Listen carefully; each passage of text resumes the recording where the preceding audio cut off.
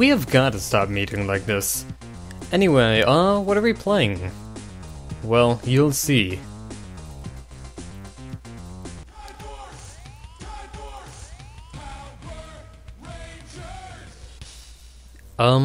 Yes.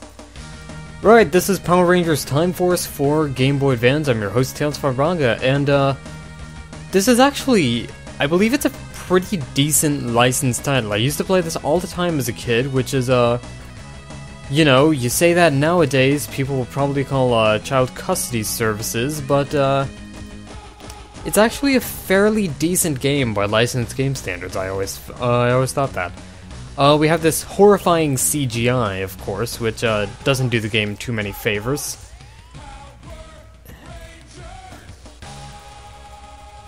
But yeah, go Time Force. Right, options. We're going to be turning help messages on for this first episode, because how are you guys gonna know how to play? This game also runs by a 4-digit password screen, with the letter A mysteriously removed.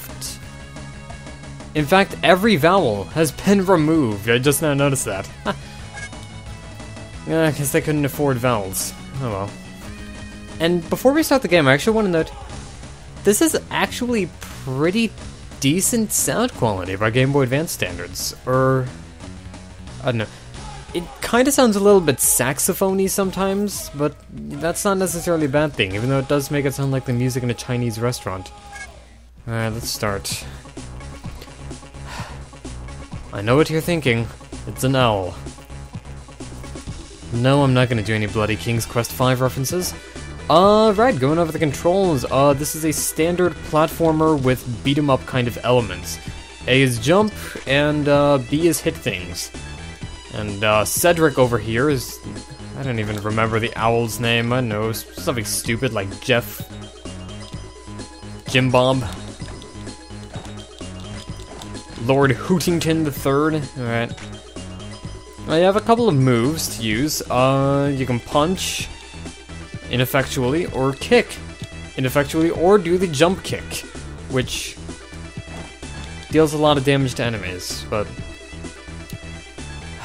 Yes, we got it right.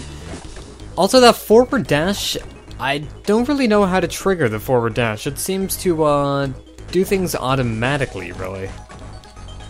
Is there any way I can trigger it? No?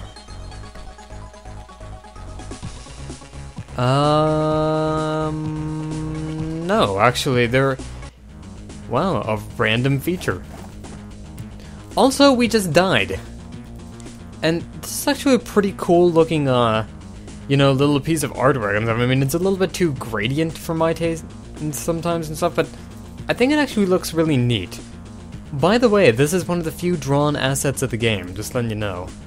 If the entire, you know, if every villain was represented like this, that would be cool, but unfortunately, as we saw from the intro, it's not like that. Alright, so we escapes to the past through a time warp. Again. And we will be able to find a replacement for the Red Ranger on the other side. As you can tell, this is basically a loose telling of the Power Rangers Time Force series. Elite Police Force from the year 3000, we need your help. Yeah, the Red Ranger's actually killed off for real. We will be playing this game without the Red Ranger. No, we won't. Rancic is basically this future criminal who goes back in time to take over the past, and he has to go to various time periods to fund his, evil future mafia kind of thing. Right.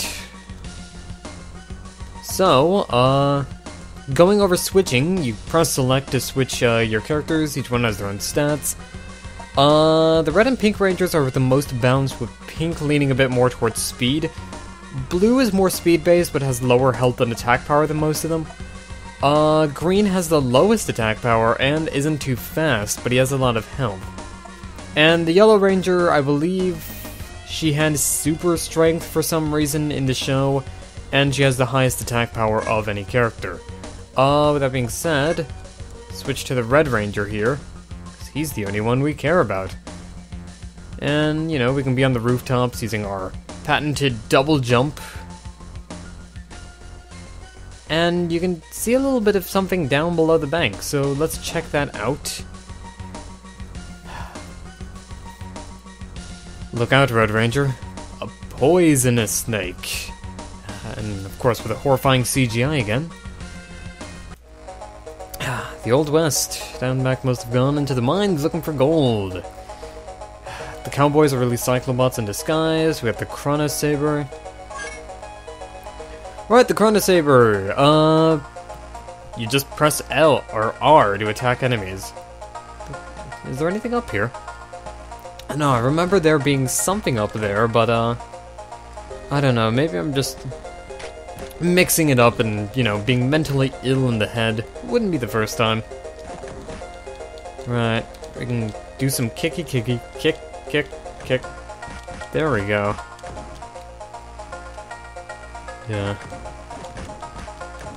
To say that this doesn't play as good as, okay, the energy bar is full, we can use special moves now. Holding one of the attack buttons will enable you to use a special move. There's nothing over here. I don't want to cover one of the power-ups quite yet, so, let's go down into the mines. Yeah, I don't know why the cowboys are using whips. Maybe they're, like, into bondage or something? I have no idea. Yes, another cowboy down here. Dallas is really in high spirits tonight. And we get another continue by picking up the Chrono Morpher and a Time Stopper. What the Time Stopper enables you to do is, well, obviously, stop time. You can press up and attack to stop time. As soon as you attack an enemy, however, you will lose the time-stopping effect. So Diamondback has gone to town. How Robo Cedric over here knows it, I don't know. Diamondback is at the other end of town. So we can just do the standard, straightforward beat-em-up way of dealing with these enemies. Or we can actually just stay up here. Collision detection, a little bit wonky. I'm glad that there's another power-up. I'm not going to explain it yet. You know, give me a few seconds. I want to rev up the suspense for you guys, you know? Because you need suspense in your fucking Power Rangers video game.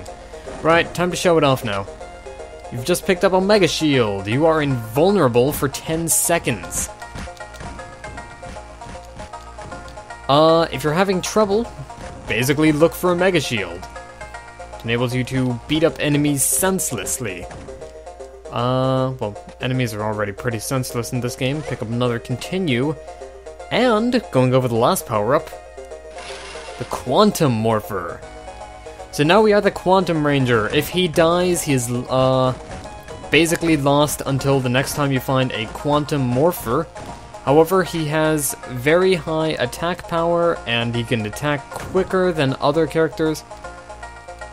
His, jump kick is a dive kick, enabling him to, you know... Or, it was a dive kick. Now it's nothing. Right, first boss, Diamondback. Basically, to beat this guy, repeatedly press R. You will Chrono Saber him to death. The Chrono Saber does use a little bit of energy. You can also punch him a few times as well.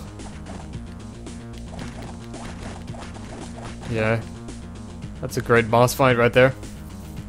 But hey, at least by beating him, we've boiled Kirby alive for some reason. I have no idea what that's about. Okay, yeah, we have Megazord duels as well. Megazord battles are a little bit weird. Basically, you have to fill up the yellow gauge with attacking the opponent. You can use L to block attacks as well, which actually does come in handy. I remember the fourth boss being quite tough. And once you're done, you press B to kill the boss. Guilty Gear's got nothing on them finisher moves. Right, let's put this one back into Cryo Freeze, and, Rancic is operating out of this era. We must recapture him in his teleportation pod. We are going to return to 3000 AD. Another one of Rancic's thugs is robbing a jewelry store. Go get him. Well, we'll let the police handle that for now. I think it's a good time to end this off here, actually. I'm gonna see you guys later. This is Tales Raga signing out. And I'm really, really, really sorry.